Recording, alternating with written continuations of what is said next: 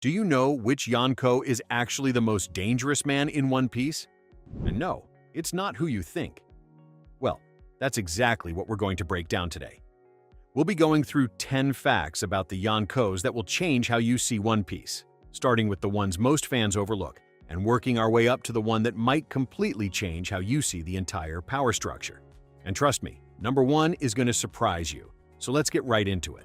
Before we get into the list, a couple of quick things worth keeping in mind. The combined Yonko bounties right now sit at over 14 billion berries, which already tells you how seriously they're taken. Whitebeard alone commanded fleets that could go toe-to-toe with entire nations. And while Oda hasn't said this outright, the story really leans into the idea that each Yonko represents a different way of ruling. Keep that in the back of your mind. It'll come up again. Alright, number 10. 10. The Yonko system was never supposed to last. Most fans talk about the 3 great powers, the Marines, the Warlords, and the Yonko, like it's some kind of carefully structured system. But when you really look at it, it doesn't come across that way at all. There's no sense this was ever designed to be stable long-term. It feels more like something that formed because nobody involved had a better option at the time. The world government didn't have the ability to completely eliminate the Yonko, and the Yonko themselves weren't interested in teaming up to go after the government. So everything settled into this uneasy middle ground. Everyone had power, but using it fully would have triggered something much bigger. That hesitation is what kept things in place for so long. Not trust, not cooperation, just the understanding that pushing too far would make things worse for everyone. And now, after everything that happened in Wano, that balance doesn't feel nearly as steady anymore. At this point, it's less about maintaining balance and more about seeing who takes advantage of it breaking. 9. The Yonko were always the endgame. You've probably heard that Oda originally expected One Piece to run for about 5 years. Back then, this wasn't meant to be a massive, decades-long story. But even within that shorter plan, the idea of top-tier pirates ruling the sea seems to have been part of the concept from early on. The Yonko don't feel like something that was added later just to keep the story going. They feel more like the ceiling Luffy was always meant to reach. When you look back, every major arc before the New World builds toward that in some way. Arlong Park showed what it means to control a territory and dominate a region. Enies Lobby raised the stakes in terms of direct conflict with global powers. Marineford showed just how overwhelming the top tier actually is when everything collides at once. Without that progression, jumping straight into the Yonko wouldn't have worked. The gap would have been too big and the impact wouldn't have landed the same way. If the Rocks Pirates era has you as intrigued as it should, drop a like. I've got a full God Valley breakdown coming, and it goes deep. 8. The God Valley Nightmare. Now think about this for a second. Kaido, Big Mom, and Whitebeard, all part of the same crew at one point. That alone sounds unreal. Before they ruled their own territories, they were sailing under Rox Dizabek. And whatever happened during that era left such a mark that the world government went out of its way to erase him from history entirely. Which raises a bigger question. What kind of person leads a crew like that? Because it's not just about strength at that point.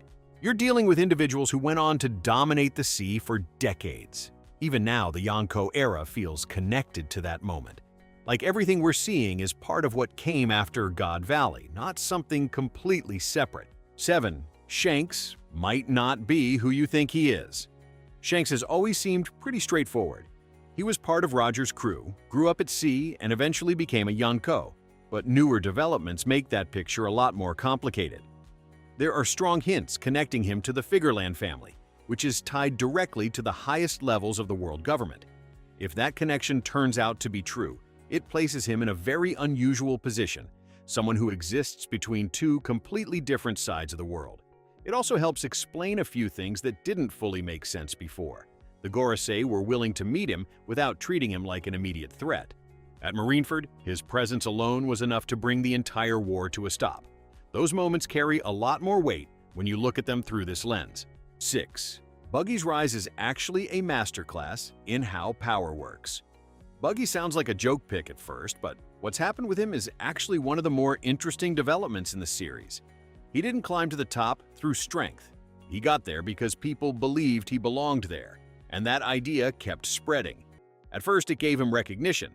Then it turned into influence. and eventually it turned into a position he probably shouldn't have had on paper. Now you've got Mihawk and Crocodile operating under his banner, not because he's stronger than them, but because that name carries weight. That says a lot about how power actually works in this world. It's not always about raw ability. Sometimes it comes down to perception, reputation, and how people interpret what they're seeing. And once that perception becomes widely accepted, it's not easy to undo. 5. Oda foreshadowed them through forces of nature.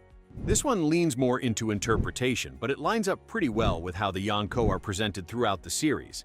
They don't just feel like strong individuals you eventually overcome. The way they're framed makes them feel like something much bigger.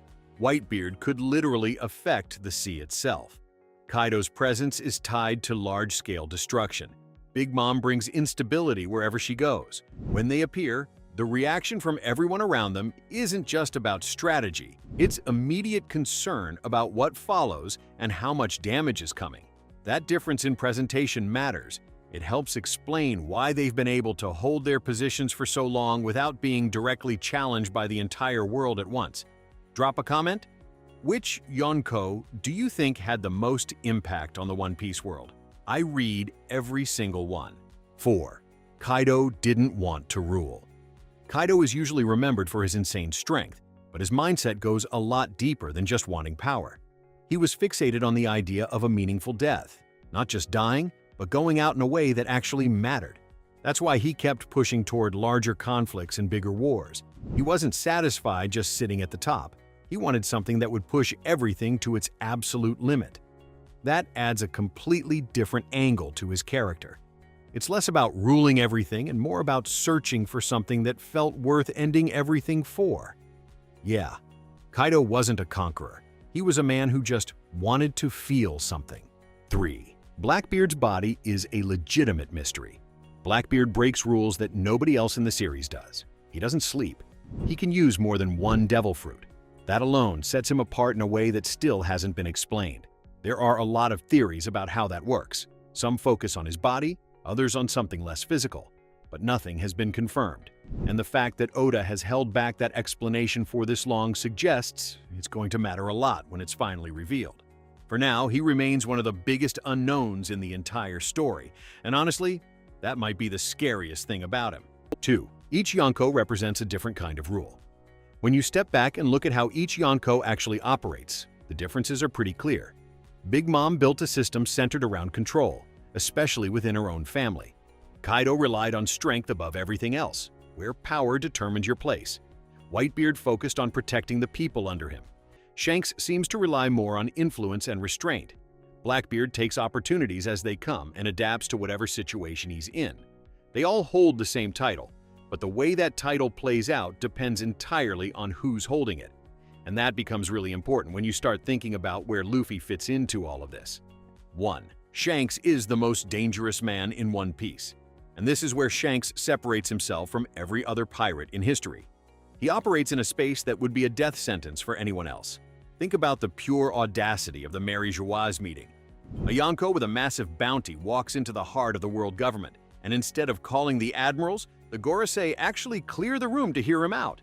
That alone puts him in a completely different league.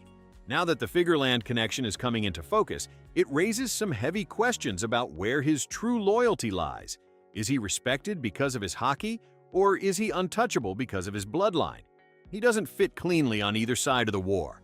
While guys like Kaido or Blackbeard are very direct about their goals, Shanks is playing a much quieter, more dangerous game. He isn't just a pirate, he's a gatekeeper standing between the old world and the new one. In a series where everyone is fighting for the throne, the man who can walk through both worlds without breaking a sweat is the one you should actually be worried about. So that's the list. The Yonko aren't just powerful individuals. They shape the entire structure of the world around them. And as the final saga continues, what happens to that structure is going to matter more than ever. But what do you think? Is Shanks really the most dangerous man in One Piece, or is someone else flying under the radar? Let me know in the comments below. If you like this content, like and subscribe so you are there when the next bounty drops.